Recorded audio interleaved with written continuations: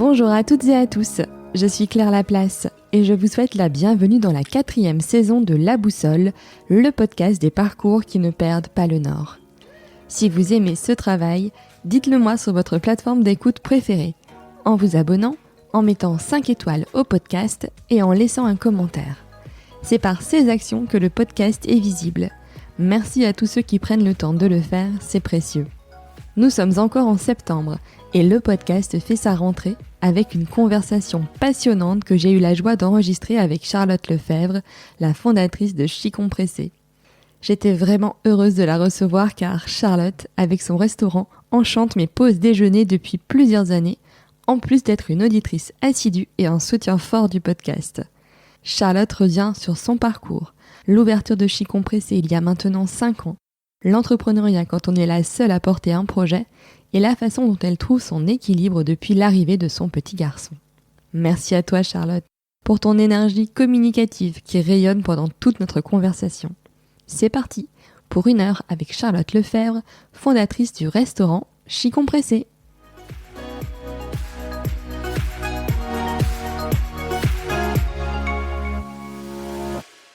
Salut Charlotte. Salut Claire, merci de me recevoir. Merci à toi d'avoir accepté mon invitation.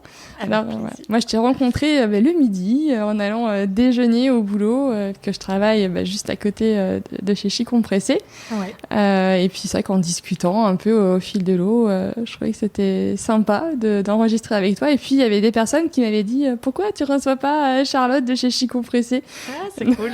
Qui m'ont envoyé des petits messages et tout dans les idées d'invités. Donc c'est cool, je suis ravie de te recevoir, Charlotte. Plaisir partagé. Alors peut-être, est-ce que tu peux d'abord te présenter pour ceux qui ne te connaissent pas? Alors je m'appelle Charlotte, j'ai 35 ans. Je suis la fondatrice de Chicompressé que j'ai ouvert il y a 5 ans, à fêter nos 5 ans la semaine prochaine, en juillet 2022. Je suis lilloise d'origine. Je suis partie quelques temps pour faire mes études. J'ai vécu un peu à l'étranger aussi, aux États-Unis, au Mexique. Et je suis la maman d'un petit garçon de 10 mois. Du coup, ce qui est mon premier bébé humain, mais mon deuxième bébé. Parce que Chicompressé est un peu le premier. Mais donc j'ai vécu une grossesse et un congé maternité en étant chef d'entreprise et surtout la seule associée de mon restaurant. Ce qui, j'imagine, a été à la fois une aventure, je pense quand même peut-être pas forcément évident à gérer, mais aussi une aventure pour toi. Non, pas forcément évident, qui m'a appris beaucoup de choses et m'a obligée à faire beaucoup de choses, plus niveau process.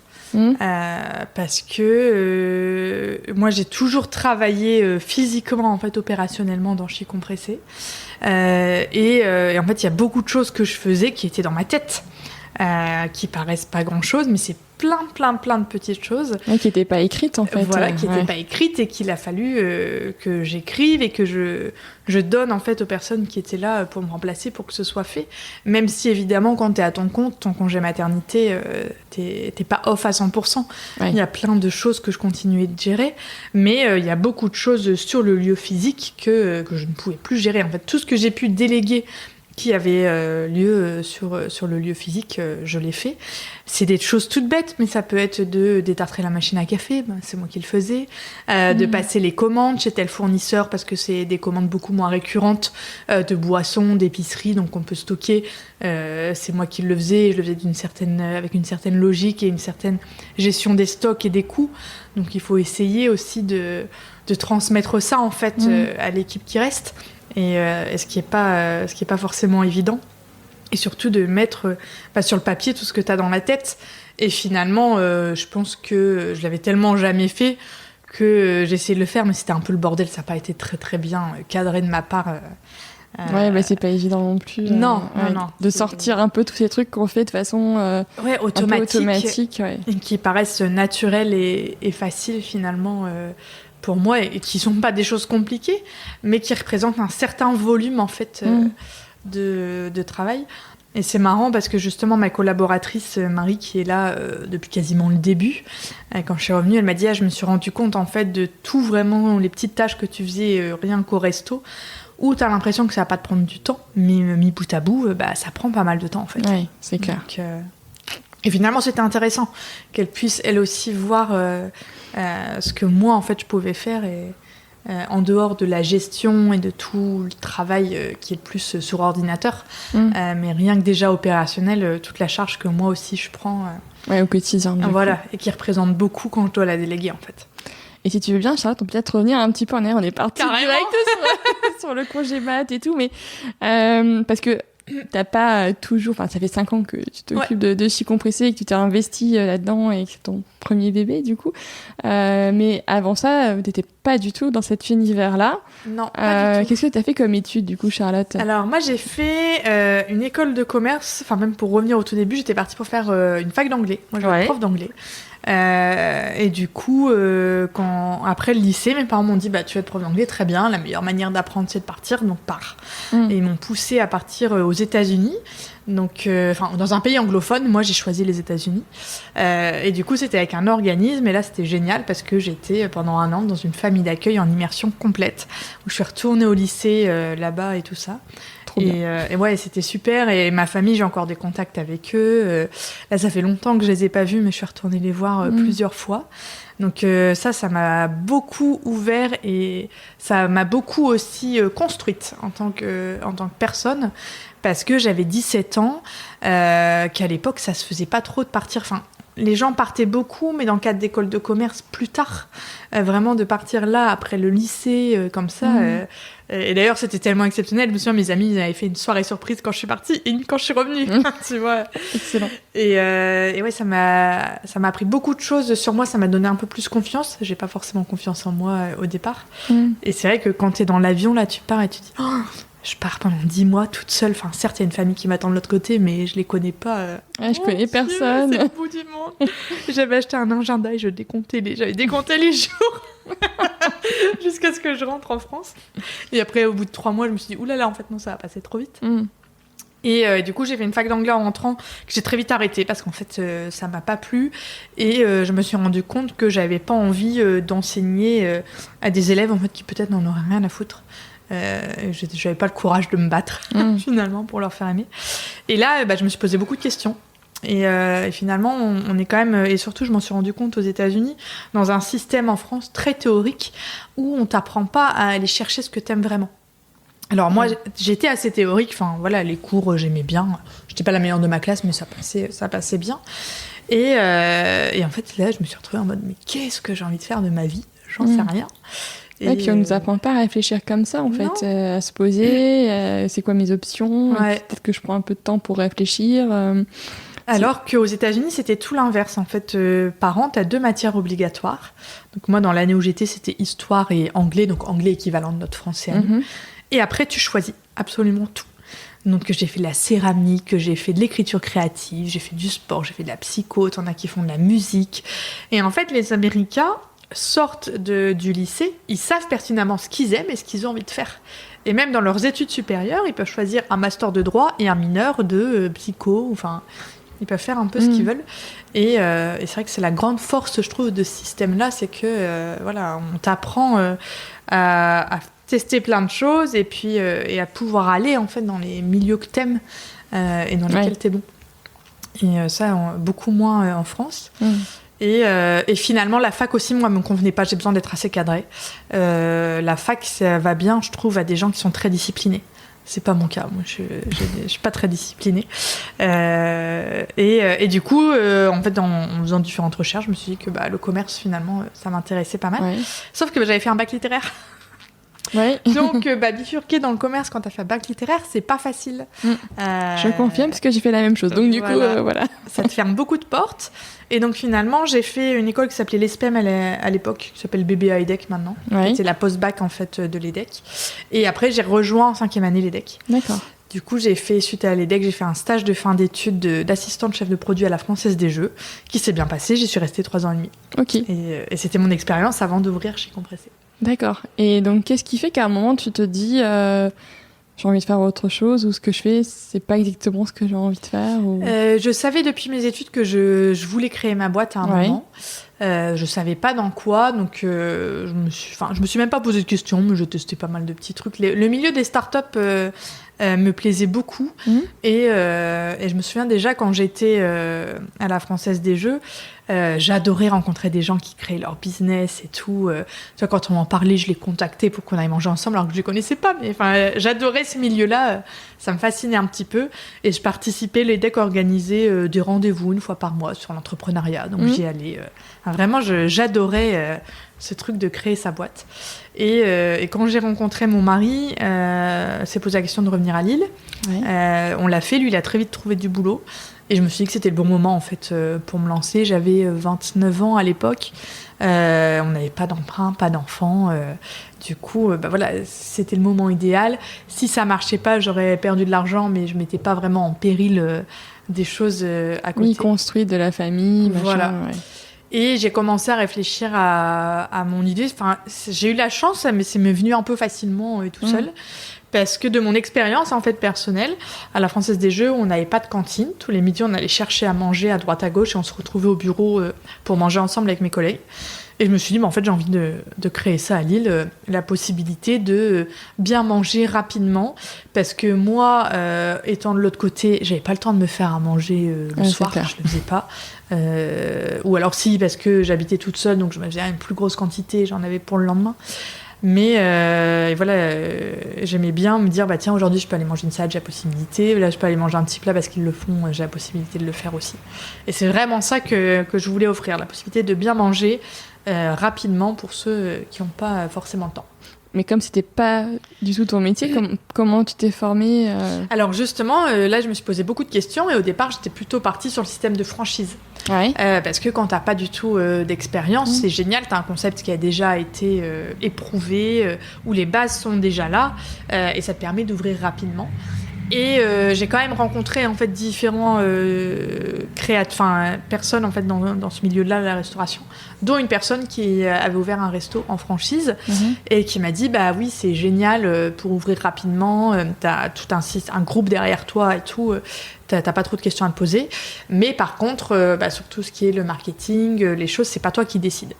Et en fait là je me suis dit non, moi justement ce qui m'excite de par mon ancien boulot, j'étais chef de produit aussi, c'est de réfléchir à la stratégie, à la communication, au marketing, et c'est les trois choses sur lesquelles tu travailles pas en fait finalement. Oui, puis que ça t'est imposé en fait. Exactement. Et en fait très vite je me suis rendu compte que ça me convenait pas le système de franchise, et du coup pour construire un peu moi mon projet, j'ai testé plein de restos différents. Je savais que je voulais faire de la restauration rapide, plein de restos rapides différents. Et c'est comme ça en fait que j'ai créé un peu mon offre en me disant tiens, ça j'aime bien comme idée, ça non je ferai pas ça comme ça, et petit à petit ça s'est fait comme ça. Et par contre très vite aussi je suis allée travailler dans des restos, j'ai fait une immersion en milieu professionnel que propose Pôle emploi, qui est genre un stage d'1 mois. Donc que j'ai été faire dans un resto rapide, et j'ai passé mon CAP cuisine en candidat libre. Ouais. Le problème, c'est qu'en candidat libre, t'es tout seul. Moi, la cuisine, c'était pas du tout mon expertise. Et il y a beaucoup de choses que je ratais, je savais pas pourquoi, je m'énervais.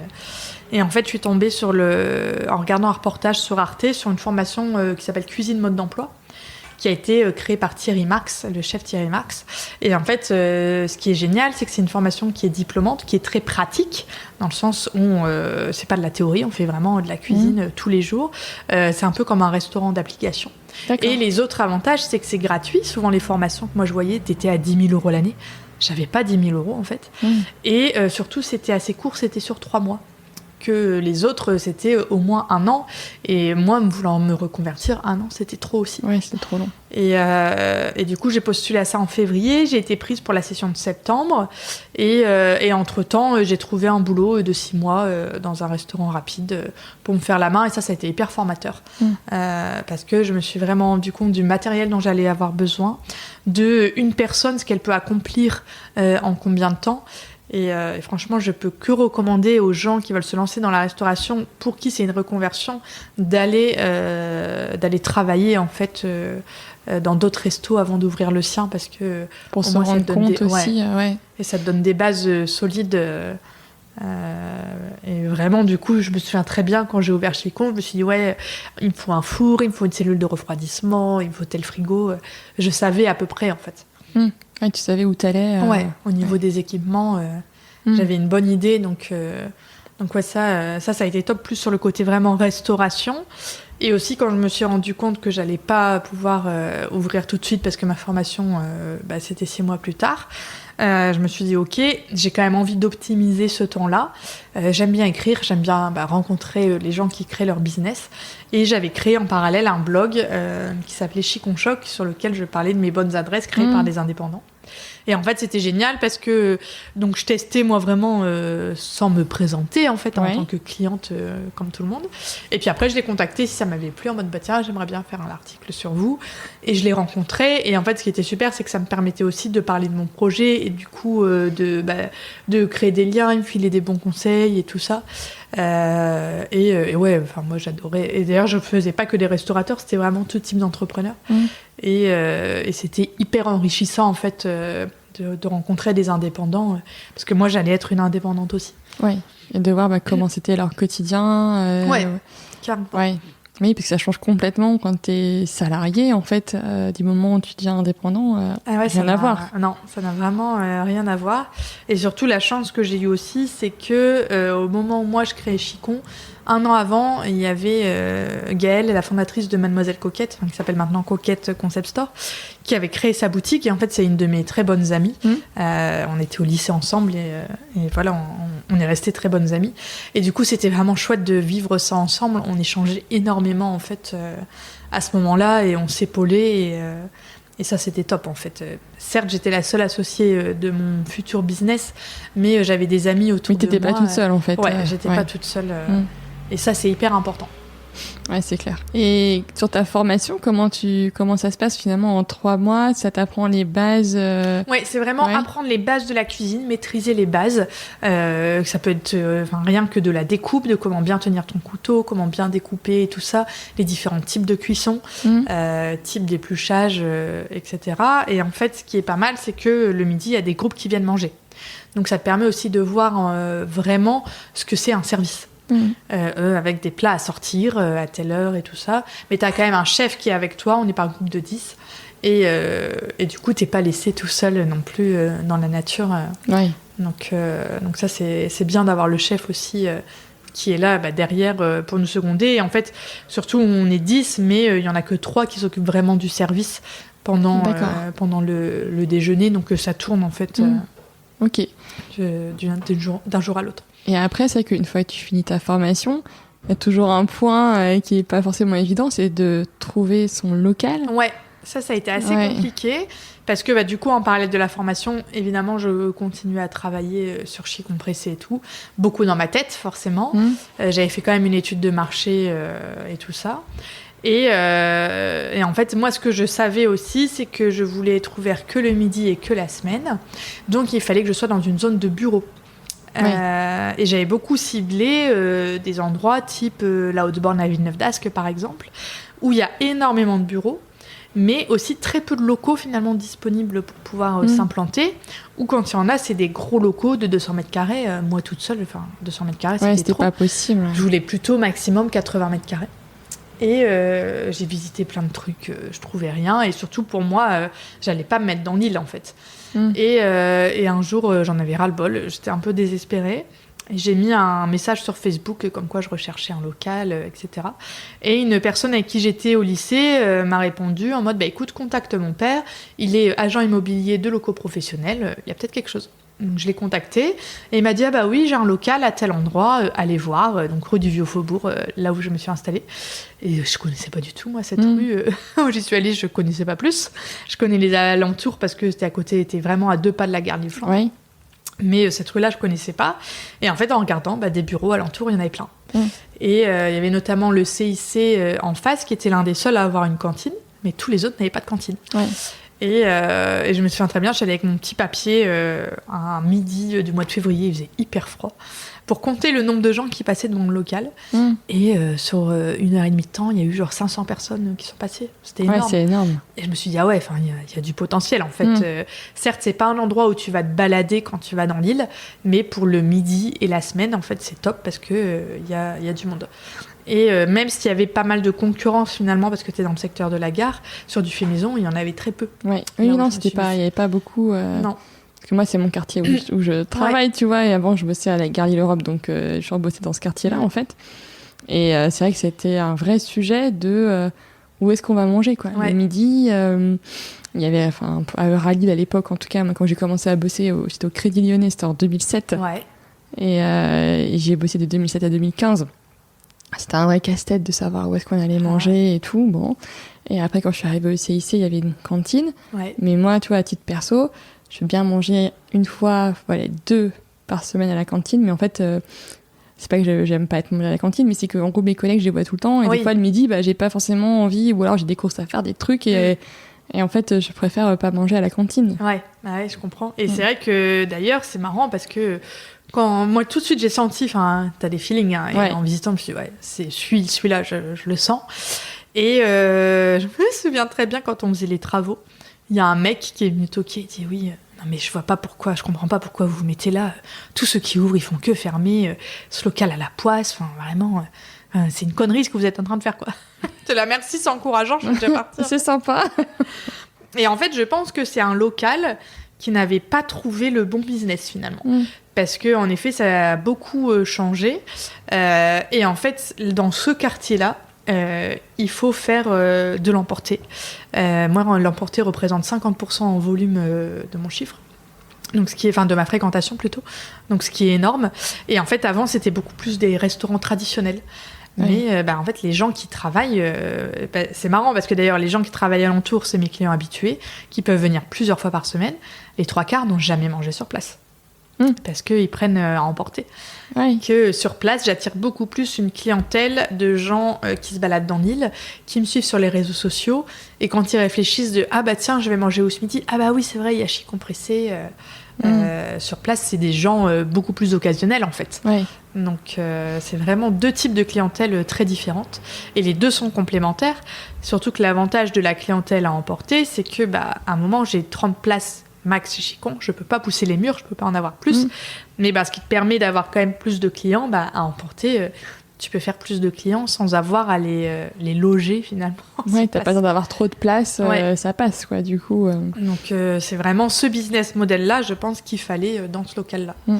Et je pense que c'est un local qui n'avait pas trouvé son business model finalement. Pas exploité à son potentiel.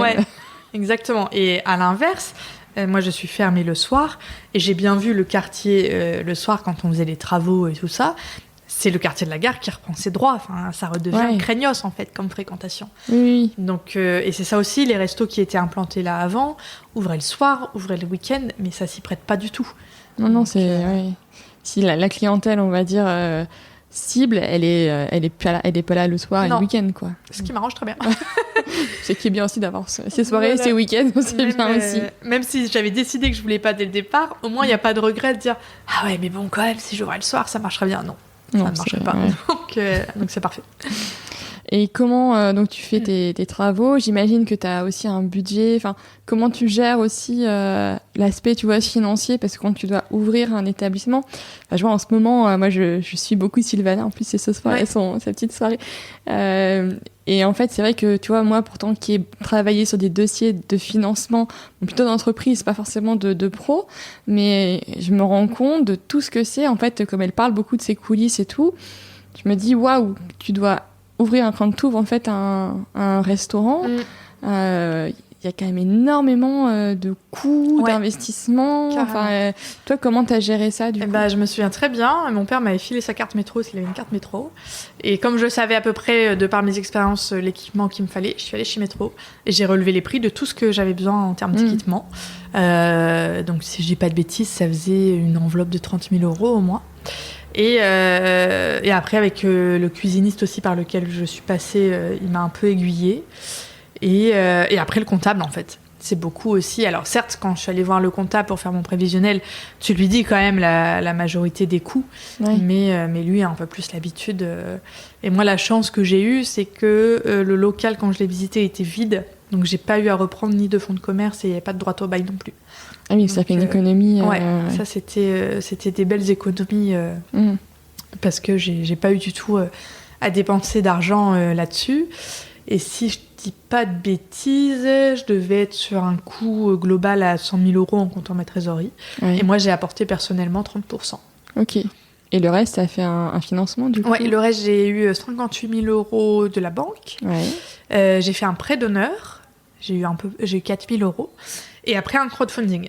D'accord. Parce que la banque, j'avais demandé 70 000, mais j'ai pas eu les 70 000 que j'avais demandé. Ok.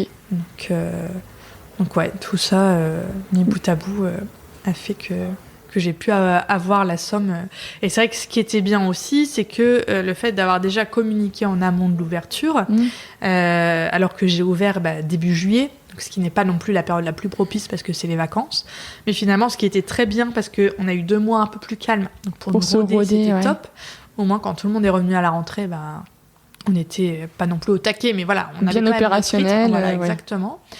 Et du coup, en fait, j'ai eu des gens tout de suite quand j'ai ouvert, parce que voilà, j'avais communiqué en amont et je me souviens très bien quand j'avais regardé mes chiffres, le chiffre que j'ai fait le premier mois d'ouverture m'avait permis de payer déjà mes charges fixes. Alors pas mes charges variables, ce qui est tout l'achat de matières premières, de nourriture et tout ça, mais déjà dès le premier mois pouvoir rembourser tes charges fixes, c'est déjà énorme. Et en fait, tout ça, ça m'a permis, j'ai été rentable dès la première année. D'accord. Donc pas de beaucoup, mais c'était déjà cool, quoi. Ouais, carrément. Parce que c'est quand même pas toujours évident quand on se lance, de trouver les clients. Carrément. Et ce que j'ai fait aussi, parce que je voulais pas non plus, à l'inverse, avoir trop de monde au début, parce que je me souviens de l'impertinente. Alors, je me compare pas à eux du tout, hein. Ils avaient beaucoup plus communiqué que moi. Mais vous avez toujours dit, la première journée, ça a été la folie. On a eu un monde de dingue. C'était l'enfer. On a fini la vaisselle à 4h du matin. Ouais, je me rappelle de ça. Et ça a un côté flippant aussi, le fait d'avoir vite du monde et de se développer vite. D'ailleurs, quand moi j'écoute beaucoup de podcasts, les startups qui se développent très vite, en fait, elles le disent, c'est aussi un danger de se développer très vite. Parce qu'il faut pouvoir suivre le rythme et c'est pas évident. Et du coup, ça n'a pas non plus été la folie. Donc ça a été crescendo. Et oui, et du coup, en fait, ce que j'avais fait, c'est que les 3 premiers jours, j'ai ouvert sans rien dire à personne. J'ai pas communiqué sur le fait d'ouvrir. Ça a juste été en fait les gens qui se baladaient devant. Donc ce qui était bien, parce que moi, ça m'a permis aussi d'aller parler avec ceux qui étaient là après le service, savoir ce qu'ils en avaient pensé, et de faire plein de petits ajustements avant la vraie ouverture 3 jours plus tard. Ah oui. Plein de choses auxquelles j'avais pas pensé, même si j'avais fait un repas test la veille de cette ouverture avec tous ceux qui m'avaient filé un coup de main pour Chicon, où je leur offrais le repas, mais je leur faisais vivre l'expérience comme s'ils étaient des clients finalement. Mais ouais, même s'il y avait eu ça, c'était bien aussi d'avoir 3 jours de plus toi, genre ça, il nous manque cette information, on n'a pas bien compris et tout ça. Donc ça, c'était bien. Et après, tu changes en fait tous les jours? En fait, c'est pas... ça change tous les jours. Au départ, on changeait pas le menu tous les jours. On le changeait toutes les semaines. Parce que les premiers mois aussi, t'as pas le rythme que t'as après. Même si c'est toi qui as organisé la cuisine, tu cherches tous les trucs, quoi. Tu sais pas. Donc au début, on changeait toutes les semaines. Très vite, on changeait toutes les semaines, mais du mercredi au mardi. D'accord. En se disant, au moins, il y a le week-end, c'est pas du lundi au vendredi exactement le même menu. Pour te dire, dans la semaine, t'as 2 choix un peu différents. Tu changes, Et quand Marie est arrivée au bout de 6 mois d'ouverture, en fait, elle, très vite, elle avait beaucoup plus d'expérience aussi que ma chef précédente. Et très vite, on se dit... et déjà, beaucoup de clients aussi disaient qu'ils aimeraient un peu plus de diversité. Et à partir du moment où on a changé tous les jours, là, on a vu les gens revenir beaucoup plus haut.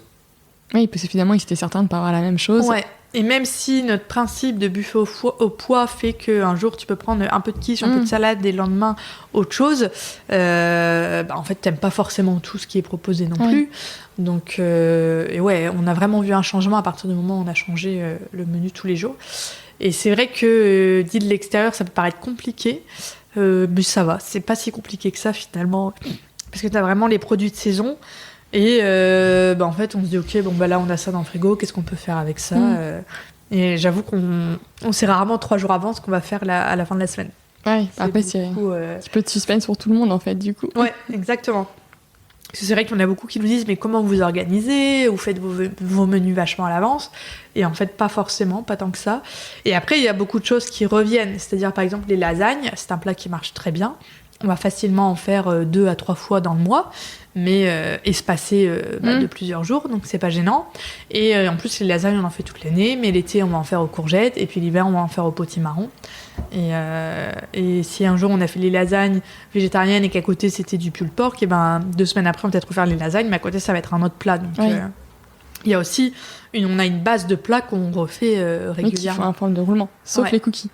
Ouais, les cookies, c'était pas prévu au départ d'ailleurs, ça a été un roulement aussi sur les cookies. Et en fait, ça arrivait plusieurs fois que les gens viennent, ah vous avez des cookies, ben non pas aujourd'hui, et puis repartaient. Je me suis dit, bah merde, c'est un peu con. On perd des clients. Et du coup, là, on s'est dit, bah non, les cookies, il faut qu'on en fasse tous les jours. Et il y a 3 plats comme ça qu'on fait tous les jours. C'est les cookies, la quiche. Parce que pareil, ça, la quiche, c'était au menu du premier jour.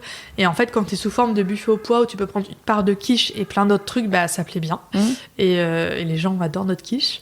Et la mousse au spéculoos. Comme le cookie, c'est un dessert que quand ils en ont pas, ils sont là, bah il y a pas de mousse au spéculoos aujourd'hui. Donc c'est les 3 trucs récurrents, enfin qui sont là tous les jours au menu. Et donc pour revenir à ton congé mat, parce que c'est vrai que c'est un moment qui est pas forcément facile. Donc quelque part toi c'était quand même un peu installé dans Chi Compressé. Ouais, ça faisait 3 ans et demi. Ouais. Et surtout, ce qui était plutôt pratique pour moi, c'est que je suis tombée enceinte en novembre 2020, donc en plein 2e confinement. Ouais. Donc, tout le début de ma grossesse, jusqu'à mon congé mat, j'ai eu un rythme très cool parce que on était fermés sur place. Les restaurants ont été fermés pendant 6 mois jusqu'au mois de mai sur place. Ouais. Donc nous, on est restés ouverts à emporter, mais c'est vachement plus cool en fait quand t'es ouvert à emporter. Déjà, on bossait pas le lundi parce que le lundi c'était mort, il y avait personne. Donc on bossait que 4 jours par semaine sur 5 et sur un rythme beaucoup plus cool. T'as pas toute la vaisselle à faire quand tu fais que de l'emporter. Ouais. Et c'est vrai que du coup, j'ai eu toute une grossesse sur un rythme physique vachement plus light que ce que j'avais connu avant. Donc j'ai limite été moins fatiguée enceinte qu'en temps normal. Ouais, qu'en temps normal. Et donc Chi Compressé était déjà bien installé, les habitudes étaient déjà bien installées. Et surtout, moi, quand je suis tombée enceinte aussi, j'étais plus en cuisine. Parce que les 2 premières années, j'étais en cuisine avec ma chef. Il faut qu'on soit 2 en cuisine. Ouais. Mais ça faisait 1 an que je m'étais faite remplacer en cuisine pour pouvoir, moi, développer en fait tout le reste, bosser sur l'administratif, plein de choses qui demandent beaucoup de temps, en fait. Ouais. Et qu'avant je faisais après le service, mais après un service de 7 heures, parce que nous tu travailles pendant 7 heures vraiment, même si le service dure qu'1 heure et demie, t'es sur les rotules en fait. Oui, après il faut retrouver de l'énergie pour se remettre sur en plus des tâches qui sont pas forcément toujours... c'est pas que c'est pas passionnant l'administratif, mais c'est qu'il faut quand même une certaine motivation pour s'y mettre. Il en faut tellement que tu vois, la première année, ma compta, je l'ai faite au bout d'1 an. D'accord, ouais. Voilà, ne faites pas ça, c'est une très mauvaise idée. Parce que pour revenir en arrière... Ouais, c'est chiant, mais ouais, pendant 1 an, j'ai mis ça de côté. Et donc t'es plus en cuisine. Non. Comment tu gères le fait de trouver aussi une personne qui te remplace pour la partie en salle, je pense, du coup? Comment en fait, il y a finalement eu 2 personnes qui m'ont remplacée. Parce que y en avait une qui du coup était vraiment sur le poste plus cuisine, etc. Ouais. Et quelqu'un en renfort en fait pendant le service, sur juste 3 heures par jour en fait pour l'encaissement, l'accueil client et tout ça. Parce que maintenant on a atteint des volumes où à 2 c'est vraiment compliqué. Là on l'a refait pendant 3 mois et demi parce qu'on a eu du mal à recruter quelqu'un suite au départ de la précédente personne. C'était vraiment chaud. Ouais. Franchement, t'es cuit, quoi. C'est hyper intense, du coup. Ouais, et t'es que dans l'opérationnel tout le temps. T'as pas le temps de te poser pour dire, tiens, développer de nouvelles recettes et tout ça. Donc là, on le voit, ça fait 1 mois, un peu plus d'1 mois qu'on est 3. C'est génial, quoi. Franchement, ça change la vie. Et donc, 2 personnes qui sont arrivées au mois de mai. Je les ai formées pendant 2 à 3 semaines. Donc, finalement, c'était un peu stressant parce qu'il fallait quand même vite que je les forme. Parce que moi, j'accouchais mi-août. Du coup, à partir de mi-juin, je crois, j'y suis plus allée physiquement. Sur place. Par contre, je continuais à beaucoup bosser sur tous les à côté et tout ça. Et il y a vraiment 2 temps finalement à mon congé mat où tant que je n'avais pas accouché, c'était finalement assez facile parce que s'il y avait besoin, je pouvais y aller aussi pour les dépanner sur un truc. Je me souviens, on avait eu un moment une panne de machine à café, et j'ai pu y aller et tout ça, et j'avais du temps pour gérer tout ce qu'il y avait à gérer à côté. À partir du moment où j'avais accouché et que j'avais mon bébé qui en plus faisait pas vraiment de sieste et tout ça au départ, là ça a vraiment été chaud. Oui. Et c'est là où j'ai commencé finalement à voir les limites d'être le seul associé. Jusqu'à maintenant, ça me dérangeait pas du tout d'être toute seule. Au contraire, ça m'allait très bien. Moi, j'étais très heureuse d'être toute seule. J'aurais pas été contre m'associer avec quelqu'un, mais j'ai pas trouvé. Enfin, je l'ai pas cherché non plus, mais j'avais pas la personne. C'est pas fait, c'était pas grave en fait. Voilà, au final, c'est ça. Et surtout que moi, ce qui était sûr, c'est que je voulais pas m'associer avec des proches, que ce soit de la famille, des amis. Et du coup, la personne idéale pour moi, c'était quelqu'un avec qui j'avais déjà travaillé, avec qui je m'entendais bien, avec qui je travaillais bien, mais qui n'était pas non plus un ami. Et cette personne-là, elle n'existait pas. Mais bon, ça a bien roulé. Et c'est vrai qu'à partir du moment où j'ai accouché, je me suis dit, ah ouais, s'il y avait quelqu'un, une deuxième personne avec qui j'étais associée, sur qui je pouvais me reposer à 100%, ça ferait du bien. Parce que finalement, moi, je devais accoucher le 19 août, j'ai accouché le 23. Et je suis restée une semaine à la maternité. Quand je suis rentrée à la maison, Chicon réouvrait 2 jours après. Waouh. Et le premier jour, elles ont eu des conneries de panne, de machin. Puis elles m'appellent après le service pour me dire ça. Et puis en plus, moi, avec toutes les hormones, les trucs, j'étais juste là, mais je sais pas et je m'en fous. J'ai d'autres choses à gérer. Je peux rien faire, quoi. Et je me souviens très bien, j'ai raccroché, j'ai fondu en larmes et mon mari m'a dit mais c'est pas grave et tout. Je dis oui, je sais, mais là j'ai pas envie de gérer ça en fait. Enfin, j'ai pas la tête à ça. Ça fait une semaine qu'on a notre bébé seulement. Et ouais, là ça m'a pas mal manqué. Et surtout en plus quand Fabien a repris le boulot au bout d'un mois, il a pris son congé de paternité d'un mois, où moi je continuais un peu à gérer les postes, et puis il y a quand même des commandes, des petits trucs à la con, on n'a pas de fournisseur, ou c'est généralement moi qui vais faire les courses pour les faire. Il y a quand même c'est le truc idiot, mais juste de ah bah tiens il y a plus de PQ, faut acheter du PQ.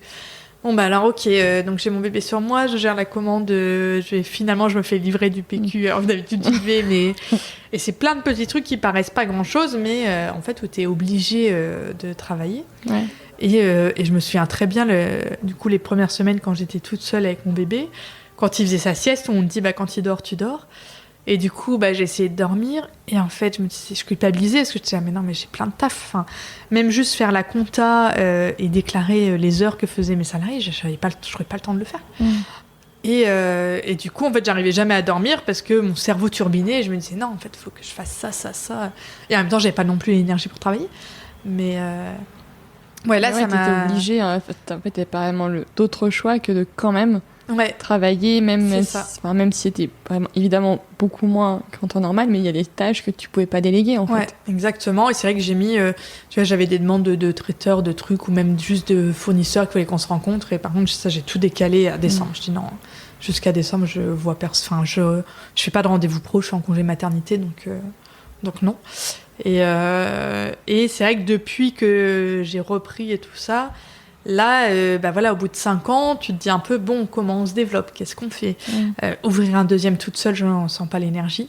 Et c'est vraiment là maintenant où je commence à sentir que, avoir finalement un associé, ça pourrait être bien, parce que c'est vrai qu'il y a une expression qui dit que j'ai eu du mal à comprendre pendant longtemps de tout seul on va plus vite, mais à deux on va plus loin. Et finalement, oui, c'est vrai, enfin... Tu le vois d'ailleurs, beaucoup ceux qui se développent, qui en ouvrent d'autres et tout ça, ils sont rarement tout seuls en étant associés. Quoi. Au moins 2 pour répartir un peu l'effort. Quoi, c'est ça. Et parce que finalement, y a tout ce qui n'est pas de l'opérationnel, de la cuisine et tout, c'est tout moi qui gère toute seule en fait. Ouais. Donc maintenant, ce qui est pas mal aussi, le fait d'être 3, je m'octroie une journée en fait où je n'y vais plus. Parce que quand j'y suis, je vois toujours, tiens, il y a ça à réparer, et puis il y a ça à faire, et puis il y a ça, et il y a toujours plein de trucs à faire, en fait, plein de petites tâches, qui fait que je peux pas me poser sur un vrai sujet, où je dois réfléchir. Et du coup, il y a vraiment une journée par semaine où je n'y vais plus, comme ça, je peux travailler et me poser sur des sujets. T'as pas la tentation de régler un autre truc à côté, quoi. Et finalement, quand j'y suis, de toute façon, je fais le service du midi. Oui. Donc que là, j'ai vraiment toute une journée devant moi où je peux travailler sur le développement et rien que juste de mettre le nez dans tes chiffres et ça, tu vois, j'ai eu le temps de le faire qu'au bout de 3 ans où je me suis rendu compte d'un truc tout bête, que notre chiffre d'affaires augmentait, mais on vendait pas plus de boissons. Et du coup, voilà, moi, ça m'intéresse de me poser, de me dire, ok, quelle stratégie on peut mettre en place pour vendre plus de boissons, qu'est-ce qui fait que ça se vend pas et tout ça. Mais faut avoir le temps, en fait, de faire ces trucs-là. Et quand t'es tout le temps dans l'opérationnel, t'as pas le temps de le faire. C'est pas possible, tu peux pas prendre le recul nécessaire, en fait. Puis t'as toujours des imprévus, en fait, finalement, de peut-être quelqu'un qui est malade, ou quelqu'un que t'avais embauché, puis finalement qui s'en va. Du coup, c'est jamais stable. Et d'ailleurs, j'en parlais avec plein de restaurateurs à un moment là où moi justement je recrutais, et puis il y en a qui me disaient « Oh, nous ça va » et tout.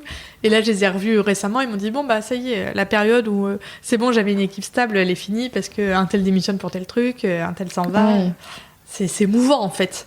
Donc ça, je pense que c'est le b.a-ba d'une entreprise. Mais parfois, t'aimerais bien partager ça avec quelqu'un. Ouais. C'est... pas forcément couper les responsabilités, mais être à deux à porter le truc. En fait. Et là, je commence à sentir que ça me manque un peu. Et du coup, t'as envie de trouver quelqu'un d'autre, un associé je sais pas, j'avoue que je suis un petit peu perdue en ce moment. C'est un peu la réflexion. Oui, parce que trouver quelqu'un d'autre, c'est la même réflexion qu'au départ, en fait. Finalement, de comment tu trouves, et encore plus difficile, comment t'intègres quelqu'un à un projet qui existe déjà. Donc, qui partage une certaine vision commune aussi, mais qui apporte aussi des choses différentes. C'est ça, et qui est pas mal incarné par moi aussi. Donc c'est... Je sens que c'est la période où je me pose des questions. D'accord. On verra bien, où ça t'emmène. Ouais, où ça m'emmène, mais ouais, finalement, c'est vrai que je trouve ça fou de me dire, ça fait déjà 5 ans, quoi. On n'a pas l'impression, parce qu'on a eu 2 ans de Covid un peu compliqués. Ouais. Mais ouais, ça va faire 5 ans. Et un autre sujet, c'est quand on est indépendant, et ça, j'en ai parlé avec pas mal de personnes dans le podcast, c'est aussi le fait de gagner sa vie. En fait, parce que c'est important, c'est quelque chose... l'argent en France, on sait que c'est pas toujours évident, mais néanmoins, c'est quand même important d'en gagner, parce que accessoirement, on peut avoir des loyers, des prêts, des trucs à payer. Carrément. T'as envie de partir en vacances, voilà. Et toi, au niveau de t'y compresser, à quel moment t'as pu te payer ? Alors, je crois que je me suis payée au bout d'1 an. J'avais calculé, j'avais 1 an de chômage. Non, j'avais un peu moins. Je crois que quand j'ai créé, j'avais 10 mois de chômage. Mais je m'étais quand même dit, je me paye pas pendant 1 an. Donc, il y a eu 2 mois où je me suis pas du tout payée. Ouais. Là, ça a été un peu chaud. Et oui, on a fait des choix personnels. C'est-à-dire que juste avant que je crée, on habitait dans le Vieux-Lille. On a déménagé pour payer moins cher en loyer, parce qu'on payait assez cher. Après, mon mari, lui, a un CDI à côté. Avec un emploi stable, il n'est pas indépendant avec moi, donc il y a quand même la stabilité de son revenu à lui. Ouais. Et quand j'ai commencé à me payer, les 2 premières années, je crois que j'ai pris 800. La 4e plutôt, j'ai pris 1000, et maintenant je me paye 1250. Ok. Et après, est-ce que je peux passer sur Chicon légalement, je le fais. Donc il y a 1250 plus les avantages à côté. D'accord. Donc ce qui n'est pas énorme. Mais voilà, jusqu'à maintenant, moi, ça me passionnait d'être chef d'entreprise. Donc, et là, c'est vrai que c'est ça aussi la difficulté du moment, c'est que en ce moment, toutes nos charges augmentent. C'est un truc phénoménal, que ce soit les matières premières, l'électricité, les charges rien que de notre comptable qui augmentent, donc, qui te le répercute derrière. Et moi, pour l'instant, je n'ai pas augmenté mes prix. Et là, il va falloir que je me pose de me dire, ok, est-ce qu'on est encore suffisamment rentable finalement sur nos prix à nous ? Est-ce qu'il va falloir faire quelque chose ou pas ? Et ouais, il y a cette difficulté-là aussi de dire, pour l'instant, c'est difficile aussi de m'augmenter parce que on n'est plus rentable comme on pouvait l'être avant. Ouais. Et même si on a de la chance que notre activité a bien repris, on n'est quand même pas du tout retourné sur les chiffres d'avant le Covid. Moi, j'étais sur une grosse expansion juste avant le premier confinement. Et surtout bossant avec les entreprises, même si tous sont revenus travailler sur place, en fait, tous ont gardé au moins 1 jour de télétravail par semaine, quand avant, ils n'en avaient pas. Donc, et c'est marrant, les habitudes ont changé parce qu'avant, le vendredi était notre grosse journée. Maintenant, c'est la plus calme, quasiment. Parce que je pense que beaucoup prennent leur télétravail le vendredi. Donc ouais, là, en ce moment, je me paye 1 250 € par mois. J'aimerais bien me payer un peu plus, mais pour l'instant, c'est compliqué. Ouais, c'est clair.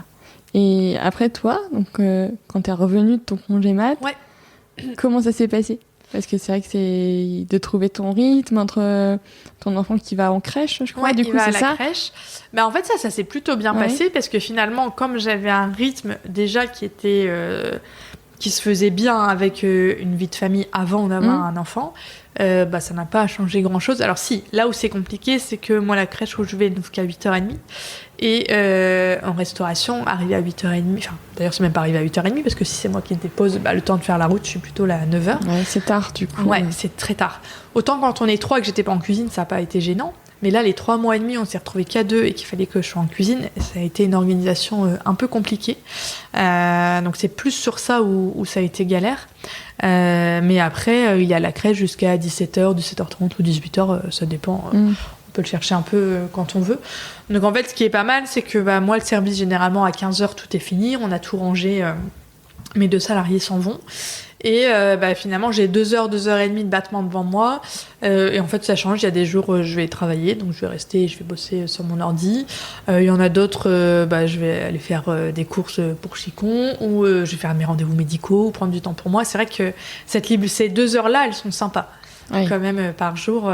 Et en même temps, j'ai 2 heures devant moi, mais sans récupérer mon enfant à 19h30 non plus. Donc ça se fait bien. Et en fait, on se coordonne avec mon mari. Moi, je le dépose 3 jours par semaine, mon mari 2 jours. Et il y en a un qui le dépose et c'est l'autre qui va le chercher généralement le soir. Donc non, sur ça a été en fait. Et comme de toute façon, moi j'ai toujours été... le week-end je suis fermée donc je bosse pas. Et j'ai rarement bossé de chez moi le soir aussi. Ça n'a pas beaucoup changé. Puis maintenant, mon fils a un rythme à 19h, 19h30 il dort. Donc c'est plus compliqué finalement les 3 premiers mois quand t'es carrément dans le brouillard et qu'ils n'ont pas de rythme. Ouais, c'est clair. Et tout ça. Mais en fait, quand il a commencé la crèche, la crèche l'a aussi aidé à avoir un rythme. Oui, parce que finalement, ils suivent un peu le rythme de tout le monde. Ouais. Ils vont tous un peu en même temps à la sieste. Voilà, exactement. Ouais. Et c'est vrai que bah, en fait, après plusieurs jours où tous les jours ils dorment à cette heure-là parce qu'ils vont me mettre à cette heure-là, bah, nous on a suivi le même rythme à la maison. Après, ils sont réglés. Ouais, carrément. Et ça a vachement aidé sur ça. Donc non, finalement, ça a pas eu beaucoup d'impact parce que j'ai une activité qui est très compatible avec ces horaires-là. Qui est famille compatible, quoi. Ouais. Et puis pour l'instant, on n'a qu'un enfant, donc c'est facile en fait. Ça m'arrive d'avoir des trucs le soir, des événements le soir avec Chicon, et en fait, bah, du coup, on se dit avec mon mari et puis on s'organise et c'est lui. Et même dans notre organisation perso, on s'est mis un truc où on s'accorde chacun un soir par semaine. On fait un truc avec nos potes et tout. Puis c'est l'autre qui garde Basile. Ouais, tranquillement, comme ça. Et aussi, on n'a pas trop eu d'impact parce qu'on a de la chance. Je touche du singe, mais il n'a jamais été trop malade pour l'instant. Ah, donc, trop bien. Ouais. Si finalement, la grosse difficulté à gérer a été que la crèche a fermé en janvier parce qu'avec le Covid, et elles l'ont tout eu et du coup, ça a fermé. Mais en fait, nous, c'est au moment où on part en vacances. Donc, en fait, on n'a pas trop été impacté par ça. Donc, j'ai pas trop eu à gérer encore de soucis enfants malades, etc. Et suivant en fait ce jour-là, voilà, et mon mari pourra aussi lui prendre sa journée pour s'occuper de Basile. Et c'est vrai que c'est déjà arrivé quand même, il y a quand même 1 ou 2 fois où il a été malade. Et l'avantage, c'est que moi j'ai ma famille dans le coin. Donc ma maman m'a déjà pas mal dépanné. C'est que ça, c'est important. Ouais, franchement, j'avoue que j'admire ceux qui n'ont pas du tout moi aussi. de parents dans le coin parce que... ouais, ça aide quand même beaucoup. Ouais, c'est clair. Il y a des fois où vraiment t'as pas de solution, quoi. Oui. Donc, ouais, et puis t'as pas de choix. Enfin, tu peux pas le laisser tout seul. Bah non. Il faut pas se gérer. C'est ça marche pas. Donc non, ça a pas changé grand-chose dans mon organisation. Et après, le fait d'avoir ton entreprise, de chef d'entreprise, t'as aussi des problématiques RH à gérer. Et de recrutement, toi, comment tu gères du coup cet aspect-là? Alors ça, c'est pas évident Parce que finalement, tu te rends compte dans le management qu'il faut s'adapter à chacun et que tu peux pas manager chacune de tes personnes de la même manière. En fait, chacun a sa personnalité et il faut un peu s'adapter. C'est vrai que moi, c'est pas une partie que je trouve évidente. Sur le recrutement aussi, dans notre secteur, c'est devenu de plus en plus compliqué. Malgré le fait que moi, je propose des horaires cool parce que mes salariés font 8h-15h du lundi au vendredi, qui bossent pas le soir et pas le week-end, ce qui est assez rare dans ce secteur-là. Malgré ça, là, vraiment, cette année, ça a été très compliqué de recruter. Ça m'a pris 3 mois, quand avant, c'était assez facile. Et j'ai reçu beaucoup de candidatures, mais beaucoup de gens qui voulaient se reconvertir, qui n'avaient pas du tout d'expérience. Et moi, j'ai quand même besoin de quelqu'un qui a un peu d'expérience. Donc, et en parlant vraiment autour de moi avec tous les restaurateurs, c'est un sujet partagé par tout le monde en ce moment. C'est très, très, très compliqué. Ouais, c'est un secteur, depuis le Covid, en tout cas, déjà avant c'était déjà compliqué, mais surtout après, surtout ceux qui ont des horaires qui ouvrent le soir, enfin bref, voilà. Mais, ou le week-end aussi, c'est vrai que c'est pas toujours évident. C'est ça. Mais là, c'est vrai que... je me dis quand même qu'il doit y avoir autre chose, parce que moi, j'étais beaucoup partie sur cette problématique-là de en fait, ceux qui bossaient dans ce secteur-là, depuis le Covid, ne veulent plus bosser le soir et le week-end. On bosse pas le soir et le week-end. Pour autant, j'ai quand même eu du mal à recruter. C'est le secteur totalité, les métiers de la restauration qui sont des métiers. C'est vrai que c'est peut-être. Est-ce que c'est plus exigeant, est-ce que c'est plus difficile que d'autres? Mais on voit que dans la restauration, dans le bâtiment, en gros, tous les secteurs. Faut être endurant physiquement quand même. On fait un métier physique. On est 7 heures debout. Moi, je le vois à la fin de la semaine, j'ai une fatigue physique que j'avais pas du tout quand je bossais derrière un bureau. C'est complètement différent. Et voilà, après, il y a eu aussi beaucoup de pourparlers au niveau politique, en mode oui, mais il faut augmenter les salaires et tout ça. Moi, je demande que ça, mais en fait, les charges patronales sont aussi hyper élevées. Et en fait, on ne coule pas sur l'offre. De toute façon, moi, dans mon équipe, je suis celle qui me paye le moins. Donc, finalement, tu multiplies par 2 un salaire entre ce que tu donnes à ton salarier, mais ce que ça te coûte réellement. Ça te coûte, c'est clair. Donc oui, moi j'aimerais bien aussi augmenter les salaires. D'ailleurs, je l'ai fait sur Marie qui est là depuis longtemps. Mais derrière, on a des charges patronales qui sont énormes, quoi. Donc, et c'est ça, moi, qui m'embête un petit peu aussi, c'est que je trouve on tape beaucoup sur les patrons en mode les méchants patrons et tout, machin. Non, en fait. Oui, non, mais après, on peut pas généraliser le truc. Tu peux pas dire tous les patrons ou tout machin. S'en mettre plein les poches. Non. Alors que c'est pas vrai. Je veux dire, combien il y en a qui se payent pas ou qui se payent très peu. Enfin, voilà, c'est pas. En fait, il y a pas une généralité à faire sur les employeurs ou les patrons, les indépendants de façon générale. Et c'est vrai que du coup, sur le recrutement, les profils qui ont fait la formation cuisine mode d'emploi comme moi j'ai fait, finalement, c'est des profils que j'aime bien parce que même si c'est que 3 mois de formation, ils ont quand même des bases et surtout, ils ont des automatismes parce que c'est ça aussi pour travailler en cuisine. Il faut quand même être dynamique et rapide. On a déjà fait faire des essais à des gens. Quand on les avait rencontrés, on s'était dit « Ah, super bonne énergie et tout. » Mais la personne n'est pas assez dynamique physiquement. Et en fait, ça marche pas. Il faut, et c'est marrant parce que je m'en étais rendu compte déjà en étant salariée et encore plus depuis que j'ai ma boîte. C'est un milieu où au bout de 5 minutes d'essai, tu sais si la personne, ça va le faire ou pas. Ah oui, c'est fou ça. Tu sais pas l'expliquer pourquoi, mais tu le sais. Oui, t'as un truc d'alchimie, d'intuition, c'est carrément bon, ça passe ou ça casse. Quoi. Sur l'énergie, en fait, tu le sens. Et il faut être endurant, il faut avoir une bonne condition physique pour faire ce métier-là. Ouais, c'est clair. Et toi, en plus, maintenant, tu proposes une formation, c'est ça? Il y a, pour ceux qui veulent se lancer, tout plaquer pour lancer son resto. Voilà, exactement. Comment c'est venu, ça, du coup? En fait, moi, c'est... comme je disais toujours, j'adore les projets des gens. Rencontrer des entrepreneurs, j'adore ça, ça m'excite tout le temps. Et j'ai souvent parlé sur les réseaux sociaux aussi de mon quotidien de chef d'entreprise. Et je recevais énormément de messages en mode « Ah, c'est super, est-ce qu'on pourrait se voir pour boire un café? Est-ce que j'aimerais me reconvertir, etc. » Et en fait, j'ai pas le temps. Malheureusement, de faire ça parce que ça te prend facilement 2 heures. Mais c'était frustrant de ne pas pouvoir le faire parce que j'aime bien. Et un midi, en fait, je vais déjeuner avec Léa Tout le monde.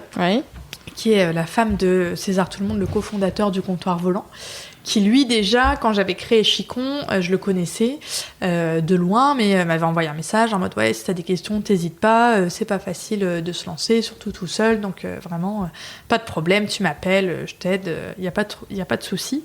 Et c'est vrai que j'ai découvert un milieu très solidaire dans la restauration quand j'ai monté mon resto, donc ça c'est vraiment chouette. Et voilà, et je discute avec elle et je me dis ouais, je me suis toujours dit plus tard, qu'est-ce que je ferais si je fais plus Chicon. Et c'est vrai que faire du consulting sur des petits entrepreneurs, j'adorerais ça et tout. Et elle me dit, écoute, c'est marrant, César s'est fait approcher justement par un organisme de formation aux futurs restaurateurs. Lui aussi, il a vachement cette appétence-là, mais il a pas envie de le faire tout seul, il cherche un binôme. Je lui en parle quand je rentre. Et elle lui en parle et il me dit ouais, carrément Charlotte, ouais, ça pourrait trop le faire. Il m'appelle pour m'expliquer le truc et j'étais là ouais, moi ça m'emballe trop, je trouve ça génial. En plus le contenu de la formation existe déjà et du coup on a décidé d'être tous les deux les mentors lillois finalement parce que eux Service Compris existe déjà à Lyon et à Paris et ils voulaient se développer sur l'île. Du coup ils cherchaient 2 restaurateurs entrepreneurs sur l'île.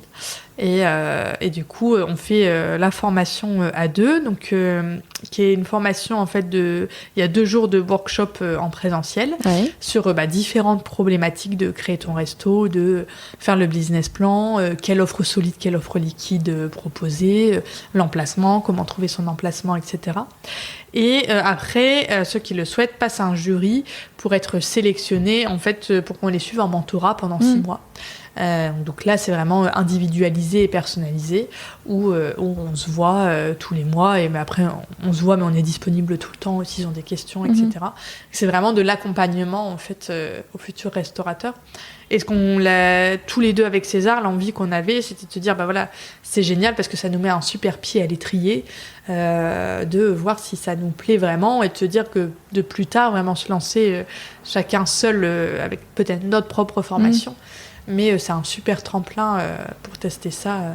Donc ouais, ça c'est un truc de développement à côté sympa, qui moi m'excite et je trouve ça génial de voir les futurs qui ont envie de créer, de voir leurs idées, ce qu'ils ont envie de faire. Donc ça c'est vraiment chouette. Et du coup, la première session a lieu mardi et mercredi prochain, donc les 5 et 6 juillet. Et ce qui est très marrant, alors moi je suis un peu toquée des dates, mais on lance ça le 5 juillet, et le 5 juillet c'est les 50 chez Compressé. Énorme. Donc finalement, il se passe beaucoup de choses. Début juillet, voilà. Professionnellement, début juillet, c'est une période propice. Mais du coup, t'as combien de personnes à Lille qui... on avait une petite dizaine de candidats, et il y en a vraiment 5 qui poursuivent. D'accord. Parce qu'ils ont dû demander des financements du compte personnel de formation, etc. C'est une formation qui coûte 1 500 €, qui peuvent se faire financer par Pôle emploi et par leur CPF. Et voilà. Après, je pense aussi la période de début juillet fait que t'es peut-être un peu moins dans une énergie aussi de travail. Mais comme ça, c'est un bon rodage aussi de commencer avec une plus petite équipe ou classe, ou je sais pas comment on peut appeler ça, mais comme ça. Exactement. Donc non, j'ai hâte. Là, on est justement dans la phase où on peaufine toutes les présentations et tout ça. Donc non, c'est cool. C'est chouette. Ouais, c'est un beau projet. Ouais, de très partage. Ouais, de partage et de transmission en fait au final. Et c'est vrai que moi j'adore ça. On m'a parfois invitée à des conférences justement pour venir témoigner de mon parcours et tout. Et en fait moi j'adore en tant que spectatrice aller écouter des trucs comme ça. D'ailleurs, je trouve que les podcasts c'est beaucoup ça en fait finalement. C'est toujours un peu des mini-conférences. Et je suis très auditrice de podcasts. J'adore, j'en écoute plein. Et du coup j'adore aussi moi aller partager mon expérience. Pour partager et peut-être aider à enrichir d'autres personnes et à répondre à leurs questions en fait. Ouais, c'est clair, c'est chouette. Ouais, carrément. C'est un beau projet, en tout cas, c'est bien. C'est excitant. Donc, je veux bien croire. Et puis surtout, c'est autre chose. Parce que finalement, même s'il y a eu des évolutions, mais depuis 5 ans, ma routine est bien rodée chez Compressé. Donc là, c'est des nouveaux challenges. Ah, génial. Donc c'est chouette. Trop bien. Carrément. Là, je regarde un petit peu le chrono. On est à 57 minutes, donc on est parfaitement bien. Alors, en plus, là, tu es une auditrice du podcast, alors tu connais mes questions de fin d'épisode. Tu vois, en plus, j'y ai même pas réfléchi. Voilà, tu sais, alors du coup, en plus, je les ai même pas envoyées, tu vois, je me suis dit, bon non, Charlotte, elle les connaît, c'est bon. Tu vois, j'ai pas réfléchi pour autant. Et du coup, je te pose les 3 petites questions de fin. Donc, ce podcast, c'est la boussole. Ouais. Donc, la boussole, ça indique le nord et donc l'étoile polaire. Et c'est vrai que c'est une notion qui me tient vraiment à cœur. C'est ce qui nous guide dans la vie aussi, notre étoile polaire. Et pour toi, ça serait quoi, ton étoile polaire ? Pour moi, ce serait surtout de s'écouter, en fait, et d'essayer de surmonter ses peurs pour vraiment faire ce qu'on a envie de faire et de pas se retrouver. Moi, c'est un peu un truc qui me guide, en fait, finalement, de me dire, ok, je m'imagine à 85 ans, vraiment à la fin de ma vie, et me dire, ok, si j'ai pas fait ça, est-ce que je vais le regretter ? Oui, en fait, si je le regrette, il faut que je le fasse. Ouais. Et je savais que monter mon entreprise faisait partie des choses où si je le faisais pas, j'allais le regretter. Et c'est vrai que j'ai même autour de moi, j'ai des gens qui finalement sont dans des boulots où tu sais pas s'ils sont très épanouis, et pas juste dans les boulots, aussi juste dans la vie perso de là où tu habites, etc. Voilà, si à un moment vous êtes plus heureux et plus satisfait, même si c'est dur de changer, il faut le faire, quoi. Voilà, posez-vous les questions de ce que vous avez vraiment envie, vous, au plus profond de vous. C'est pas évident de se poser ces questions-là et de prendre le temps de le faire, mais c'est hyper important. Et ce serait vraiment ça, en fait, de se dire, ok, moi, ce que j'aime, c'est ça. Et on évolue en plus tout au long de sa vie. Ouais, c'est clair. On n'est plus comme la génération de nos parents à faire le même métier toute la vie. Donc, c'est hyper important. Et surtout, je pars du principe que, à part le fait de faire des enfants, rien n'est jamais définitif. Donc finalement, si tu tentes un truc que ça te plaît pas, c'est pas grave, tu peux rebifurquer et refaire autre chose. Ouais, au pire, t'as une expérience, quoi. Voilà, exactement. T'auras appris des choses. Et ce serait plus ça, de vraiment s'écouter soi et de faire ce qu'on a envie de faire, même si on a peur de le faire. Alors, je sais qu'on partage une passion commune pour la lecture, parce que je sais que tu partages souvent des bouquins que tu lis, et moi aussi, c'est vrai que c'est vraiment un truc que j'adore. Donc, si t'avais ou 2 livres, comme tu lis beaucoup, à nous recommander, ça serait quoi ? Moi, finalement, j'aime beaucoup les livres qui procurent des émotions. Donc, je suis très fan de l'écrivain Virginie Grimaldi, l'autrice Virginie Grimaldi, et un livre qui m'a pas mal marqué, que j'ai envie de relire d'ailleurs, dernièrement, c'est Kilomètre Zéro de Maud Ankaoua. Je sais pas si je dis bien son nom, mais c'est beaucoup aussi sur du développement personnel et tout, mais sous forme de roman, donc c'est pas juste un genre de kit que tu lis. J'aime bien, moi, quand ça passe un peu... Il y a un cheminement. Ouais, et tu lis Moi, ce que j'aime lire, c'est des romans, en fait. J'aime bien lire des romans, donc... où t'as l'impression d'apprendre des choses, mais tout en t'évadant, parce que tu lis une histoire. Ouais, super. Je suis d'accord avec toi. Et moi aussi, je suis très roman. J'avoue que de temps en temps, j'ai des essais, mais j'aime bien les romans aussi, et la poésie. Jamais de l'essai, je crois. Mais c'est pas pareil, tu peux pas lire ça avant d'aller au lit, quoi. Le soir, ça marche pas bien. Non, pas vraiment. Et si t'avais quelqu'un à me recommander pour le podcast ? Quelqu'un à te recommander ce serait Sandra de F Collective, je pense. Moi, je l'ai interviewée pour son podcast. C'est vrai, je me rappelle. Elle m'avait interviewée et en fait, elle partageait son expérience. Elle m'avait demandé, est-ce que tu veux bien prendre le rôle de la personne qui interviewe ? Et en fait, c'était génial cet épisode parce que justement, sur toute cette question de posez-vous les bonnes questions, Sandra partage vraiment, quand elle s'est posé les bonnes questions de ce qu'elle avait envie de faire de sa vie, où elle explique qu'elle est partie pendant 2 jours toute seule se faire un week-end solo pour se poser les questions, et j'ai trouvé ça dingue en fait cette expérience. Mais à l'époque, elle n'avait pas encore, c'était avant le confinement. Donc créer F Collective comme il est maintenant, c'est-à-dire vraiment avec un site qui accompagne des entrepreneurs et tout ça. Et en fait, je trouve que l'évolution est dingue. Et justement, la dernière fois que je l'ai vue, vraiment, c'était il y a 1 an, on était toutes les 2 enceintes. Elle était au début. Et du coup, on s'était vus parce qu'elle me disait « Ah, mais comment tu vas envisager ton congé mat avec ton entreprise et tout ça ?» Et je ne l'ai pas revue depuis, donc je n'ai pas échangé avec elle là-dessus.